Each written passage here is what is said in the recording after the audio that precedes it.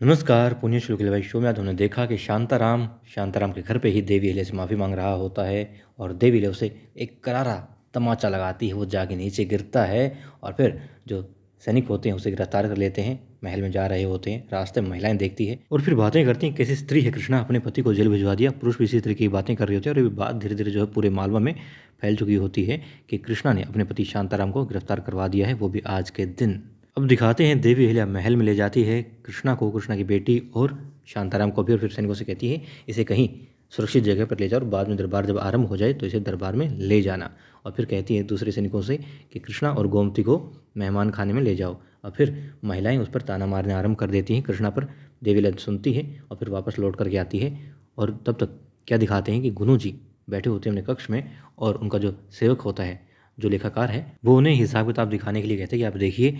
उन्होंने जो कहते हैं मैं बाद में देख लूँगा। फिर वो कहते हैं चिंतित नजर आ रहे हैं, शांताराम को लेकर आप कुछ ज़्यादा चिंता नहीं कर रहे हैं। वो कहते हैं चिंता की बात तो है ही, देवी अहिल्या पुरुषों के लिए बहुत बड़ा बदलाव ले आएंगी, क्रांति ले आएंगी। वो महिलाएं क्रांति कर देंगी और देवी अहिल्या जो करने जा रही है वो मैं बर्दाश्त नहीं कर सकता।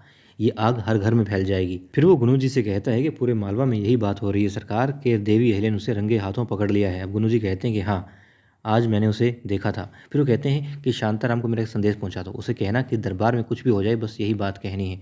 और देवी अहिल्या अब महिलाओं से बात कर रही होती है, उन्हें समझाती है कि कैसे पेड़ को चोट लगती है जब उसकी टहनी को काटते हैं। कुल्हाड़ी उनके हाथ में होती है और कहती है पता क्या चीज़ तकलीफ देती है। महिलाएं नहीं समझ पाती। देवी अहिल्या कहती है कि पेड़ को चोट लगती है उसे काटने की लकड़ी जो कुल्हाड़ी में लगी है उसकी वजह से, उसे दुख उस चीज़ का होता है। जब हमारी ही चीज़ हमें तकलीफ़ देती है तो बहुत दर्द होता है। अब कृष्णा के साथ भी ऐसा ही हो रहा है। वो कहती हैं कि हम सभी को कृष्णा का साथ देना चाहिए, ना कि इसके साथ में ऐसा बर्ताव करना चाहिए। फिर वो कहती हैं कि आप सभी जो कृष्णा ने अत्याचार बर्दाश्त किए हैं वो आप नहीं कर सकती। आप शुक्र मनाइए भगवान का कि आप पर वो सब चीज़ें नहीं बीती हैं। हमें चाहिए कि हम इसकी ढाल बने, इसकी रक्षा करें, और हम इसे चोट पहुंचा रही हैं।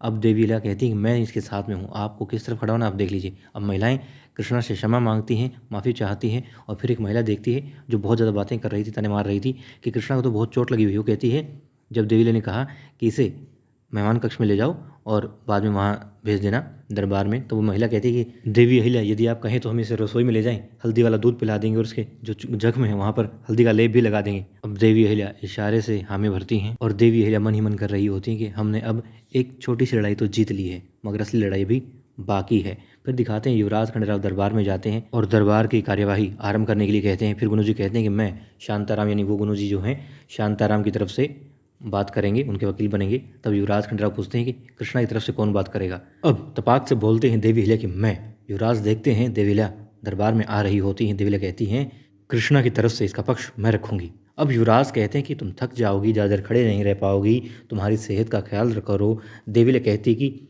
सेहत को कोई दिक्कत नहीं है, मैं कर सकती हूँ। वो हंसती है।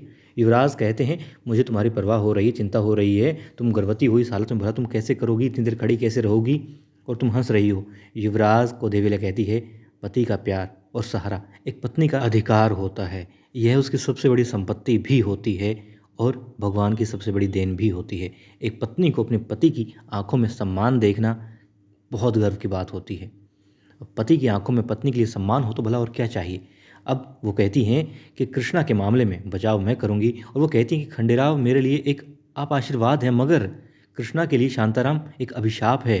कृष्णा कुछ महीनों से ही मेरे साथ है मगर मैं इसको समझ गई हूँ, जान गई हूँ कि बहुत अच्छी नारी है और बहुत अच्छी पत्नी भी है, इसने कभी भी अपने कर्तव्य का उल्लंघन नहीं किया होगा। अब देवी अहिल्या कहती हैं कि हम अच्छी पत्नी की परिभाषा तो जानते हैं मगर अच्छे पति की परिभाषा क्या होगी, क्या कोई बताएगा? क्या कोई नियम इसके बारे में बनाया गया है? क्या है कोई नियम? प्यार एक एहसास है, मजबूर नहीं किया जा सकता इस चीज़ के लिए। मैं आपको सही और गलत के अंतर का एहसास करवाना चाहती हूँ। कृष्णा ने शांता पर दोष लगाया है जो गलत नहीं है, गलत नहीं मिलेगा। किसी ने नहीं देखा इसका दर्द, इसका दुख, मगर ये सहती रही। और अब युवराज देख लेते हैं कि देवी अहिल्या असहज हो रही हैं। देवी अहिल्या तुम ठीक तो हो ना? युवराज कहते हैं। वो कहती हैं हाँ मैं ठीक हूँ, बस थोड़ा सा खड़ी हूँ ना काफ़ी देर से, इसलिए। युवराज अपनी कुर्सी से खड़े होते हैं और देवी अहिल्या की तरफ बढ़ते हैं।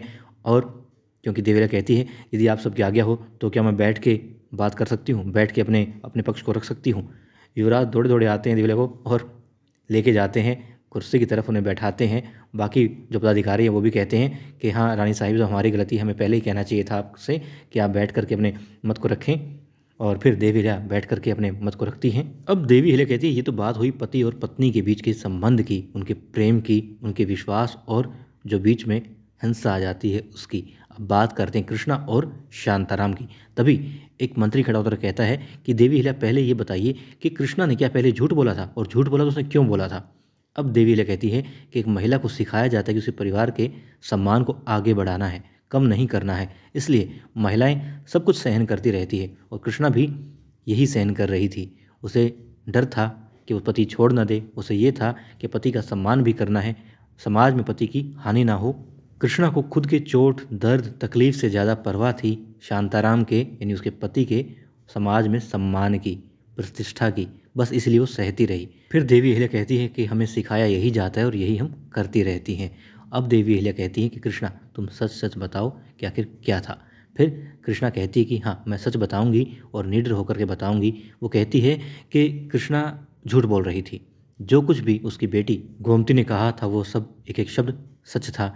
शांताराम उसकी तनिक भी परवाह नहीं करता, सिर्फ और सिर्फ उसे दर्द देता है। वो बताती है क्यों उसने झूठी गवाही दी। वो बताती है कि शांताराम ने इसके लिए भी उसे पीटा था कि सच नहीं बोलना है। उसने सब बताया, कोयले से कैसे उसे दागा, कहाँ कहाँ जख्म दिए, कब क्या क्या किया, उसने सब बताया। उसने रोती रही और बताती रही अपनी हकीकत, उसने कुछ नहीं छिपाया। समाज के सामने, दरबार के सामने वो एक निर्दयी पति की वास्तविकता, एक पुरुष का अहंकार जिसे वो पुरुषार्थ कहता है, वो सब बयां करती रही। और अब शांताराम को लगता है कि फंस गया है, अब कुछ नहीं हो सकता, अब सज़ा तय है।